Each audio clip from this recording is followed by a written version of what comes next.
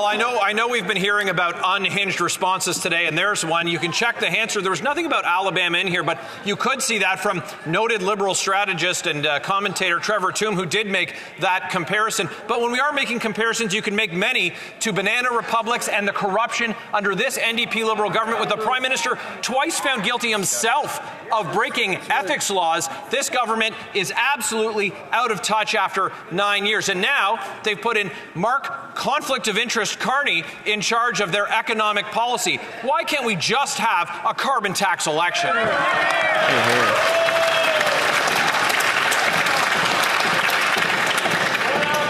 The Honourable Leader of the Government in the House of Commons.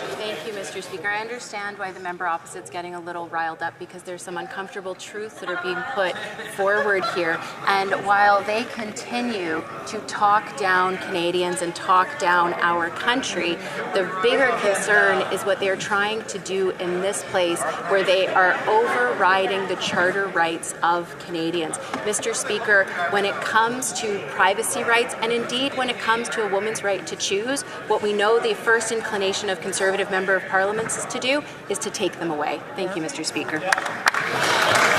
The Honourable Member from Calgary, Nose Hill. Did they ever stamp on those rights? Corporation that's currently asking for billions of tax dollars recently faced shareholder calls for transparency after a scathing report raised questions about whether Brookfield engages in tax avoidance strategies when it comes to paying Canadian tax.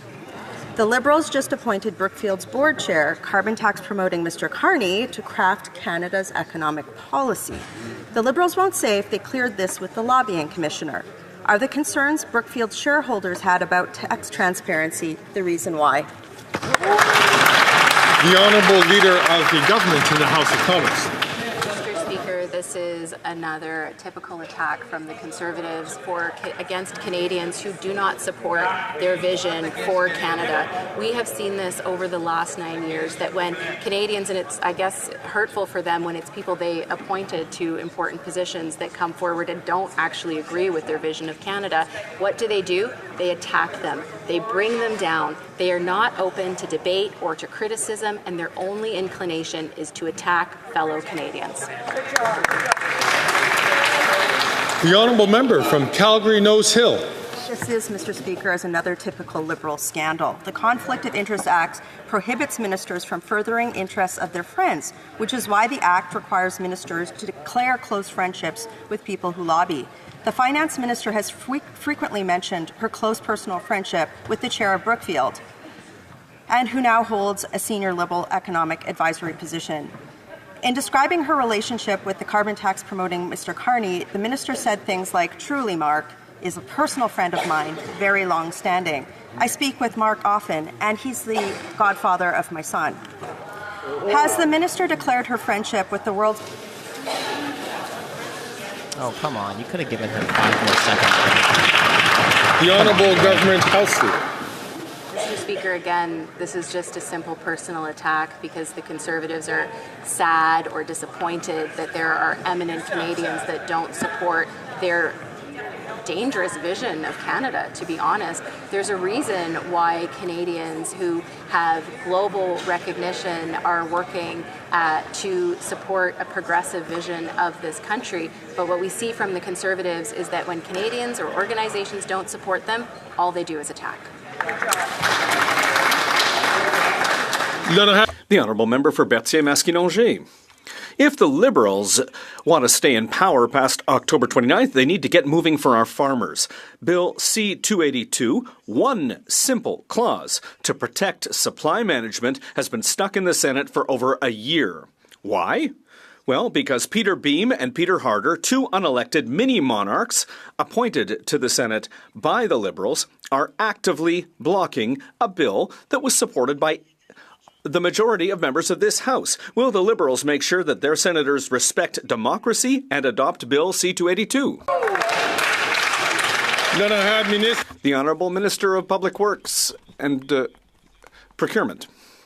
Thank you, Mr. Speaker. The Liberal Party has always supported supply management in Canada, and it's a Liberal government that put in place supply management many years ago. We have always been there to support farmers. We have also voted in favor of this supply management bill. The senators know that they are independent, but the senators know they need to get their work done and listen to the House and the will of the House. The Honourable Member for Berthier-Masquinongé. All parties should be furious to see senators blocking the will of the House. We can't let two unelected senators, and remember, they're unelected, decide between two naps to threaten Quebec's farmers. They don't care about democracy. They don't care about farmers. They don't care about 6,000 businesses in Quebec. They don't care about 100,000 jobs in Quebec. They don't care about Quebecers. That's enough. So I call on all parties in this House, and farmers are listening. Will they pick up the phone and tell their senators to respect democracy and pass Bill C-282? How is that democratic by getting involved with what the Senate does? The Honourable Minister of Public Services and Procurement. Thank you, Mr. Speaker.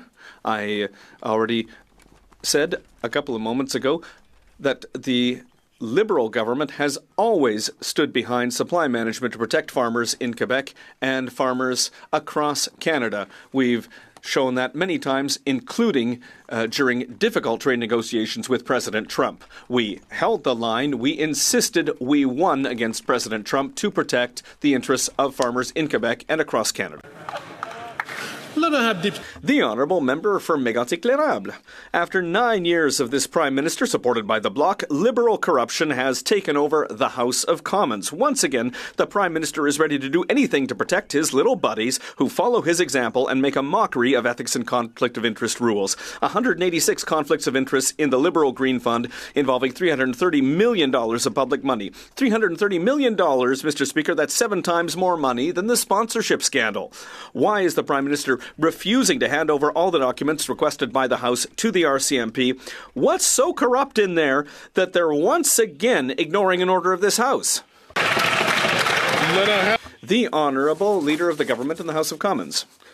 Mr. Speaker, once again, Conservative members are not presenting accurate information to Canadians because it's Conservative members who are destroying rights protected by the Charter, Canadians' rights. She has said that like 15 times. Should be incredibly concerned by what the Conservative members are doing.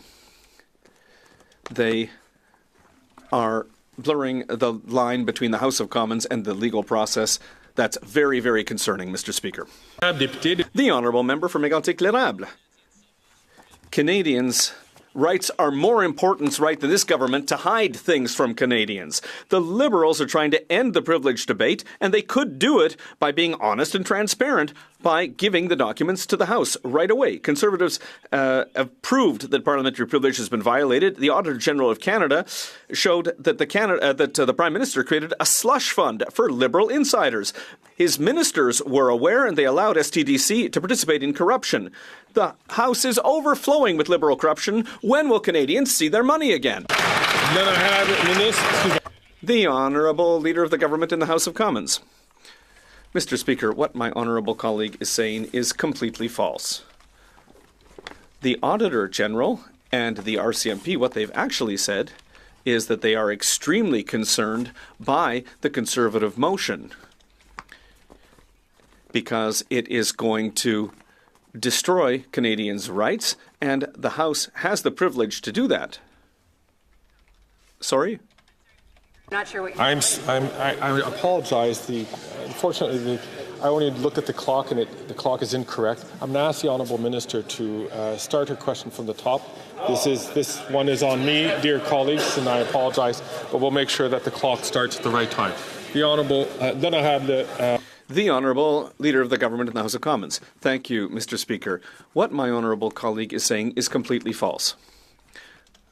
What the Auditor General and the RCMP have said is that they are extremely concerned by what the Conservatives' motion represents in this House because it limits Canadians' rights that are protected by the Charter.